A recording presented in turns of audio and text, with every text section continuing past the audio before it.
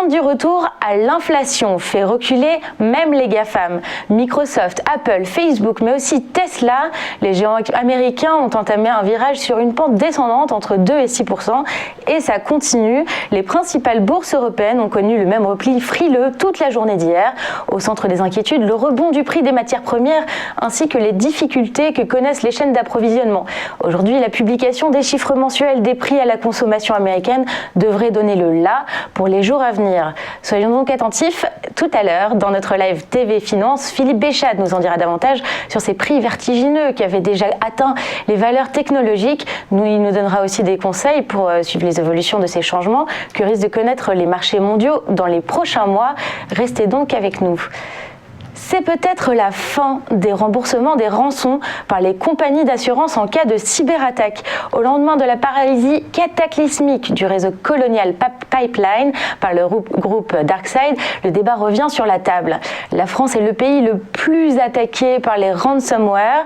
En avril dernier, Guillaume Poupard, patron de l'ANSSI, dénonçait déjà le système de fonctionnement de certains assureurs au Sénat.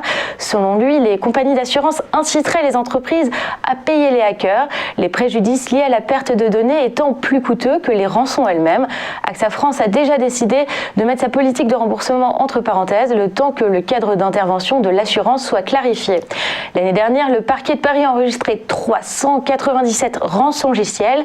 L'exécutif a dévoilé son plan à 1 milliard d'euros pour développer la sécurité des entreprises en début d'année. Mais l'Odyssée s'annonce de mauvais augure.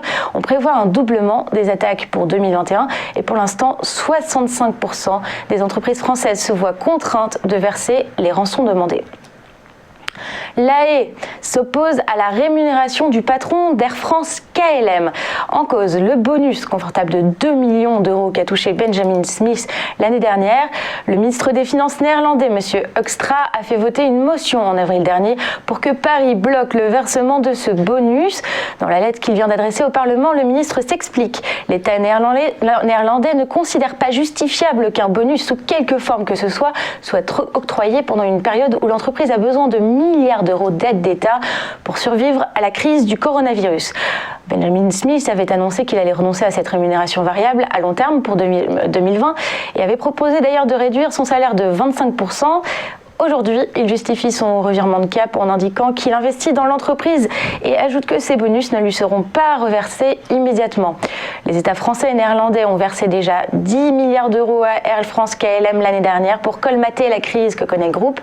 Difficile donc d'imaginer un atterrissage en douceur pour ce dossier qui vient clore notre page d'actualité. Allons faire un tour du côté des marchés financiers maintenant. Surprise, donc c'est le ralentissement général. Le S&P perd 0,87%, le Dow Jones 1,36% et le Nasdaq se maintient avec une légère baisse de 0,09%. Légère hausse du pétrole avec plus 0,09%. Calme plat pour la once d'or qui perd juste 0,16% et hausse du Bitcoin avec plus 1,23%. Au Japon, le Nikkei n'échappe pas à la baisse des marchés avec une clôture à moins 1,61%. Et en France, le CAC a imprimé la tendance baissière lui aussi hier avec une chute de 1,86% à sa clôture avec 6267,39 points. Le seuil de 6300 points s'éloigne de plus en plus. Renault a enregistré la plus forte baisse du CAC 40 après avoir annoncé un impact négatif de Nissan de 73 millions d'euros sur ses résultats du premier trimestre, donc moins 6,44%. Et juste derrière, on retrouve Engie, ST, Microelectronics et Stellantis qui reculent d'environ tous 3%. Pour retrouver les indices et donner rendez-vous sur tvfmedia.fr bien sûr, il est l'heure d'une courte page de publicité. On se retrouve tout de suite avec Eric Sebin pour le Chronodax.